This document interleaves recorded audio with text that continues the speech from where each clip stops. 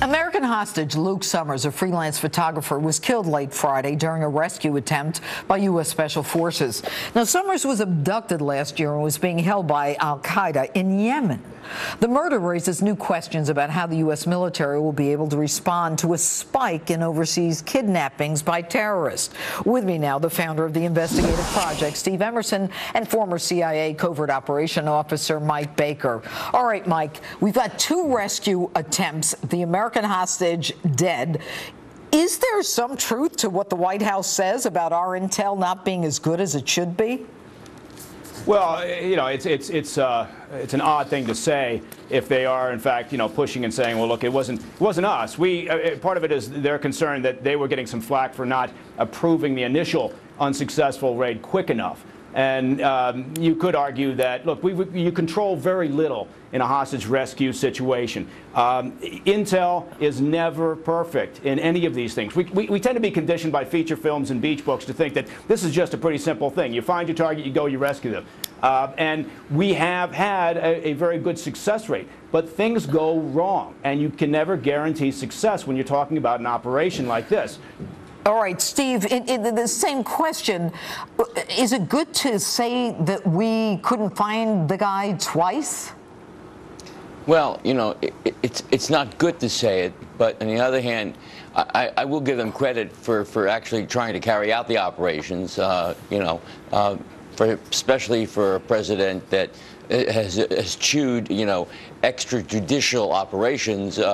I'm glad they're doing it, but the reality is, as Mike pointed out, you know, you're relying on local intelligence initially, and that local intelligence is going to shift, and it's not going to stay. It's going to be. It's not going to stay stagnant. So it's going to shift, and you're not going to be able to rely on it when you're on the ground immediately. Right. However, the reality is, it does put us in a position where we're seen as a paper tiger now. Number two, they're going to take precautions now to make it almost impossible now to rescue other hostages. That was my point, Steve, and Mike, I'm sure you would agree with me. There's no point in saying we tried but didn't get them, other than to tell the enemy, you know what, we're coming after our guys. But Steve, I want to ask you a question, then Mike, I'm going to go back to you. The group behind this, Steve, is al-Qaeda. We're not talking ISIS now. We're not talking Syria and Iraq. How are these guys different from ISIS?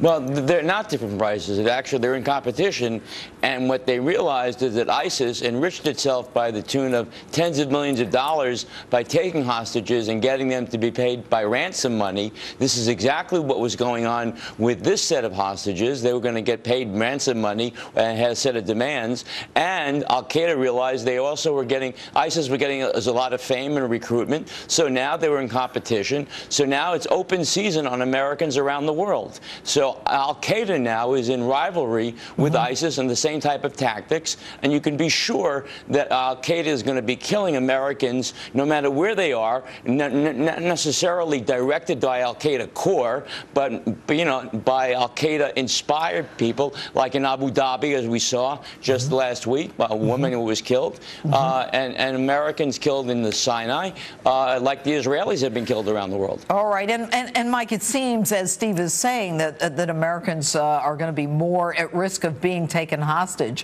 What can we do about this? Well, Americans and our allies, you know, Westerners all over, but we do what we continue to do. I mean, it's a little unusual to say also that, you know, well, you know, this unsuccessful raid makes us a paper tiger. It doesn't make us a paper tiger. It's just the reality of it. Again, you know, every operation, every hostage rescue attempt presents its own difficulties. And we have the best trained personnel in the world in trying to conduct these operations. But I think we've gotten to this place in our lives where the administration and everyone else wants a zero-risk world, where it doesn't work that way. All right, I understand that, Mike, that you want to take that side, but I think when you tell the world that, you know, we tried and we lost twice, there's no point in it. It does make us look weak. Well, of course, real fast, Hillary Clinton thinks we need to empathize with our enemies. What do you think, Steve? Real fast, coming up against a heartbreak. I think we should empathize with our friends first, you know. Mike? You know, and that's the problem. It's ridiculous. Yeah, it's absolutely ridiculous. Yeah, I couldn't agree more. Steve and Mike, thanks for being with us. And coming up, after months of warning by